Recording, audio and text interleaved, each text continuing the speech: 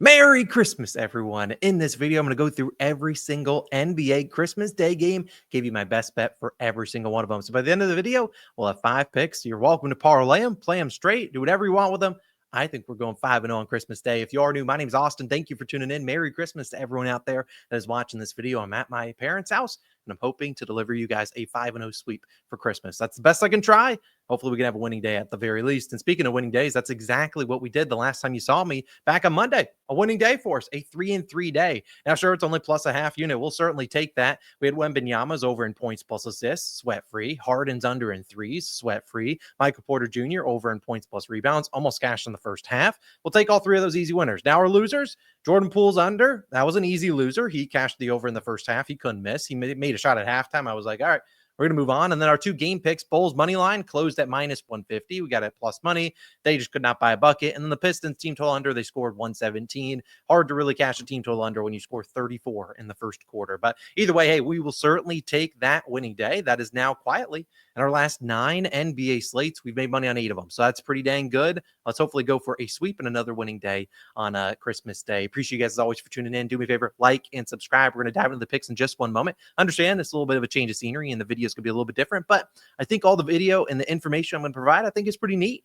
And hopefully you guys sit back, relax, and you lock in these picks. Our first one we will begin with is going to be a guy that you guys know we love. He's at home. It's the San Antonio Spurs on the road taking on my New York Knicks. My first pick of the day. Get us started is Jalen Brunson over 2.5 made 3-pointers, which is currently minus 110 on FanDuel. When I post it to our DubClub, the value changed a little bit. I'm not too worried about it. It's not going to go up to 3.5, so I wouldn't worry about that. I really like the spot, though, for Jalen Brunson to knock home 3 threes. Now, historically this season, I haven't had the best track record with guys knocking down threes for me, but I think this is a perfect spot to back Brunson, and I really think he's going to make 3 of them. And I'll kind of talk about why. If you look at this matchup, and we're just talking about Brunson on the season, you'd see he's over in 15 of 27 games, so not too shabby. But again, you look at this matchup against the Spurs. Have they played this year? No, they have not. But if you go back to last year, we saw him make 5 threes in both games. Now, one of them, 5 for 8, great shooting. The other one, 5 for 13. That was the game he scored 61. He shot 47 times. Now, do I think Jalen Brunson is shooting 47 times tonight? I'd probably say no, but I do think that the attempts will be there, and it's largely because of how this Spurs team plays defense. If you look at Jalen Brunson, and we'll just kind of dive into his points. I don't mind the points either at 24.5, but where does Jalen Brunson score majority of his points? We'll kind of look at this season. You'll see a lot of them are coming on this above the break 3-pointer. And that's exactly, you see the Spurs 24th defensively against the pick and roll ball handler, but more importantly, 27th in above the break 3-pointers. So they really struggle defending an opposing point guard, mostly because they have Wembanyama down low and he's playing drop coverage. Now, I have some stats in my write-up here, and we'll get into some more picks, but you look at the Spurs, 6th most pull-up jump shot 3-pointers allowed in the NBA. We already talked about 27th in above the break 3-point defense. And if you were to isolate and go to Jalen Brunson, 3-pointers, and you'll just look at him when he's faced some teams that struggle defending the opposing, the above the break, we see him absolutely flourish. In fact, if you look at, I'm clicking the wrong button. You look at this as opponent's defensive rank versus the DSZ, which is above the break threes for Jalen Brunson.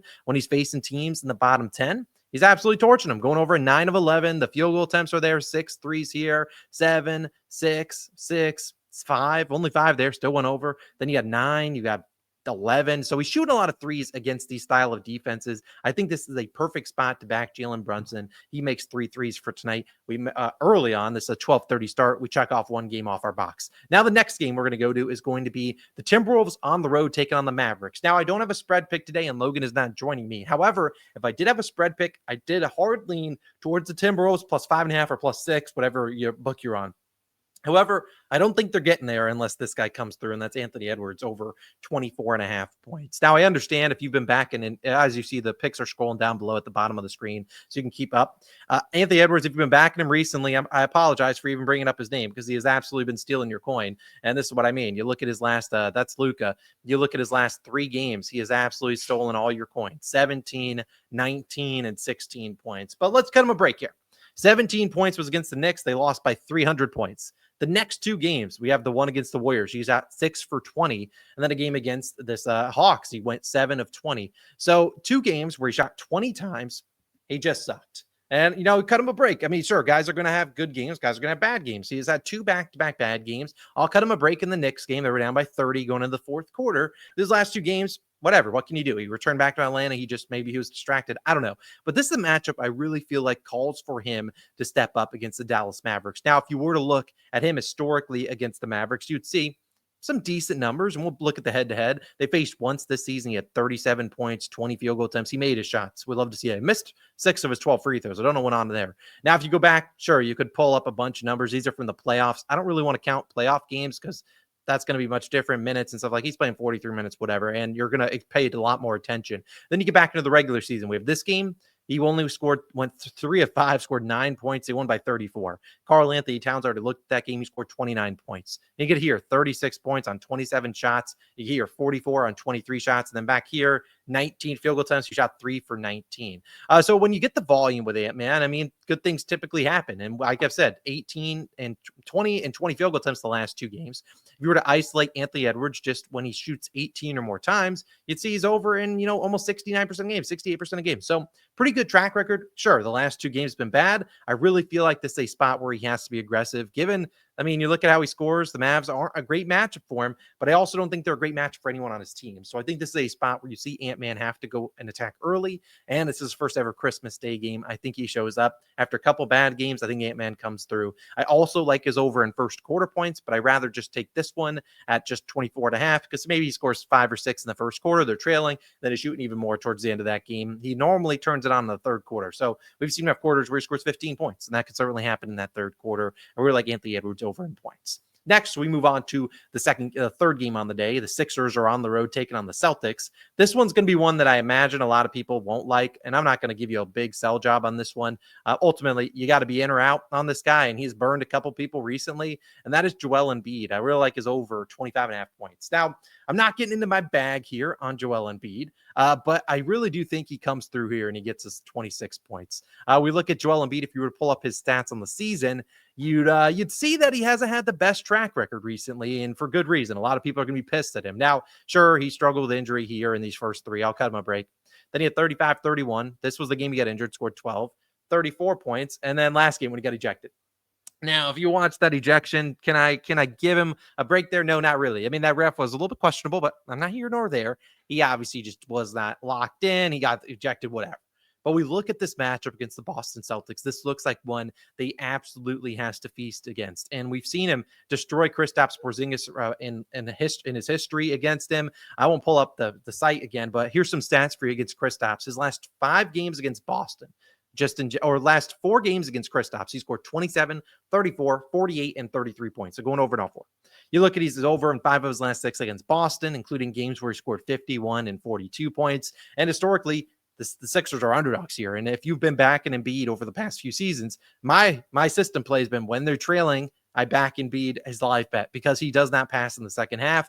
Celtics are not going to double team him. I think this line's way too low. I got it at 25.5. If you saw Props Madness, they were saying he's at 27.5 now on some books. So I don't really know. This line's probably going to creep up. Probably 27.5 is the max I would play it at. But again, I really think Joel Embiid should not be given at 25.5 ever unless he's in maybe against Miami Heat. Even then, 25.5, too dang low for Joel Embiid. I play him up to about 27.5, 27. So it's a little bit of a stretch, maybe a half unit play there. I think he scores 30 today, though.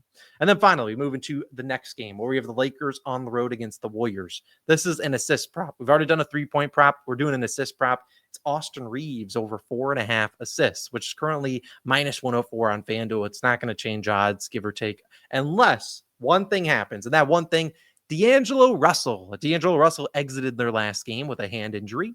I don't remember which hand it was, but he did exit. Did not play the final 10 minutes. I don't know if he plays or not. By the time you're watching this, maybe they've said if he's active or not.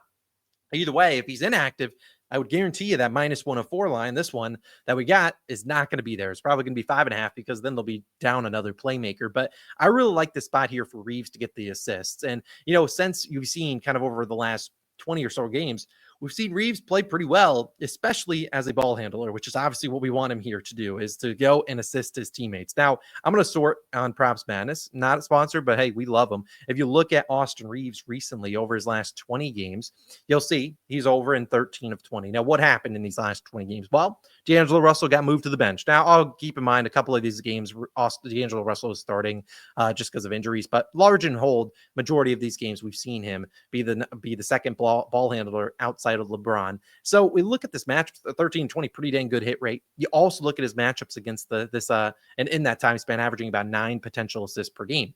We'll look at the Warriors. If you were to try to back Austin Reeves in terms of points, and I'll pull up this for you, they have been a really good point of attack defense. In fact, you just go down here and you look at Props Madness, the second best ball handler, pick and roll ball handler defense in the NBA. So I don't see Reeves maybe having, a great day scoring the basketball unless it's in spot up opportunities, but instead maybe he drives and kicks it to the corner. Maybe Rui Hachimura is standing there, or heck, I could even see him dishing it down to AD, who I just don't think they have a matchup for. So I think this is a great spot to back Reeves to get 5 assists. His last 5 games against Golden State, he's had 5, 6, 6, 4, 3, and 6 assists. So is over. I think that's the last 6 games. He's over in 4 of those 6. And that was a lot of games where you saw D'Angelo Russell starting, and now we have D'Lo off the bench. So I think that's a great spot where we see the Lakers or Warriors try to get the ball out of LeBron's hands. We see Reeves maybe being a playmaker. We see him dishing it. We just need some guys to knock down some shots. And I think this is a great spot to back Austin Reeves over 4.5 assists. I think it's a really, really good play. I don't think the line should be 4.5 minus 104.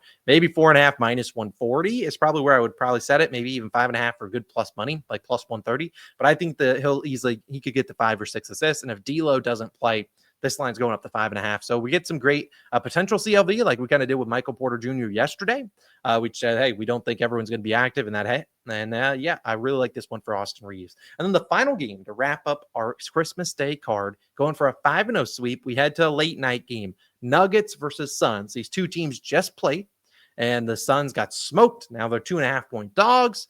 Speak of the devil, we just talked about Michael Porter Jr. Let's talk about him one last time. And you can't have a full Christmas only betting overs. That is not a recipe for success. You need to have a little bit of sprinkle in there of an under. And this is my favorite under of the day. Michael Porter Jr. under 2.5 assists, minus 130 on ESPN Bet. Now, this was minus 140 on DraftKings when I sent it out. I have no idea where the odds have switched to, but I really think this is a solid play to fade Michael Porter Jr. He can score 100 points for all I care. Fade is under an assist, which I think is a sneaky play that I do think is a winner. And I don't know where the odds stand. I'll pull up Props Madness once again. Hopefully you guys enjoy seeing the Props Madness thing. I think it's pretty neat to kind of use some of the sites that I use, but and show you guys kind of some behind the scenes. But let's talk about Mike Porter Jr. On the season, he's technically only under in 11 of 27 games. So really below 41%. So not great. And even in that last game against this Phoenix Suns, 4 assists on 5 potential assists. So Austin, why are we fading him to go under 2.5? Well, there's a good reason. Jamal Murray's probably active tonight. And as we talked about in the last game, Jamal Murray coming on a back-to-back, played 41 minutes. I didn't expect him to play, heck, even Aaron Gordon. But when we look at Michael Porter Jr., when he gets games where they're pretty active and all healthy, the numbers start to go our way. So sure, 16 of 27, but let's start to factor in games in which Jokic plays, Jamal Murray plays, Aaron Gordon plays, and you slowly start to see he's only over in 33%, under in 4 of 12. So pretty good. You're seeing these games, a lot of 1 assist games, a couple with 2 assists, I guess multiple 2 assists, a couple 1 assist games. I mean, the assist chances haven't really been that high. I mean, this game, only 2 potential assists. This is a game he got benched. 3, but he had 4 potential assists. Congrats. 1 on 4, 4 on 5. So again, not a lot of potential assists out there for Michael Porter Jr. I just don't think he's going to get a lot of potential assists here. We look back to last year, Porter Jr. averaged just 1.5 assists per game on about 2.3 potential assists. And ultimately, I just don't see a great spot for him to get it done. I mean, sure, I just brought up these stats, but if we were to just isolate to the games in which, we're looking at just December games. So games recently when the team has had more time to gel with the bench, he's under in 5 of 7. And like I said, not a lot of potential assists, only 1 potential assist here and got 1 assist, 2 on 3, 2 on 5. So again, not a lot of potential assists here. I don't think he's going to have a lot of potential assists on the road. Will those guys make the shots? I don't know. And what I also think with Jamal Murray active, Michael Porter Jr.'s usage is going way down. So when he gets the ball, a notorious guy that does not like passing, I can't imagine he's like, you know what? I finally got the ball. I haven't touched in 6 possessions. I'm firing it up. I ain't passing it to someone else. So again, I really like this under here for MPJ. My last note is, as I record this, Devin Booker has not been ruled out. So there is a chance that Devin Booker's active tonight. And if Devin Booker's active, which is a big if, I don't know if he plays or not, we're going to have D-Book, Beal, and Durant. I could see Michael Porter Jr., a guy that is a questionable defender, maybe get moved to the bench for a guy like Russell Westbrook to play more minutes. So Russell Westbrook, you'd have Christian Brown and Aaron Gordon. Those are probably the three guys that play defense on those big three, of the Suns, instead of having Michael Porter Jr. is kind of like, I don't really know. I don't really want him on Beal or Booker. Definitely don't really want him on Durant. So again, he could lose some minutes there as well. So I really like these 5 picks. You see them down below at the bottom of the screen. I will recap them in order. The first game, we're going to have Jalen Brunson's over 2.5 threes. The second game, we're having Anthony Edwards over 24.5 points. Third game, Joel Embiid, the process, over 25.5 points. The fourth game, Austin Reeves over 4.5 assists. The fifth game, to wrap it up, Michael Porter Jr. under 2.5 assists. So that's my 5-0 Christmas Day card. I hope you guys enjoyed. I will have a video for the NFL Christmas Day games posted probably Christmas Eve. That's sometime tonight. Depending on when you're watching this, it's probably already live. Appreciate you guys again for tuning in. Let's go 5-0 on Christmas. Merry Christmas again. Very thankful for all of you out there. Thank you for tuning in. It's Austin. I'm signing out. I don't know if there's games on the 26th. If there are, I'll see you guys then. Let's have a 5-0 day, and I'll see you guys back again in the next one. Peace out. Merry Christmas.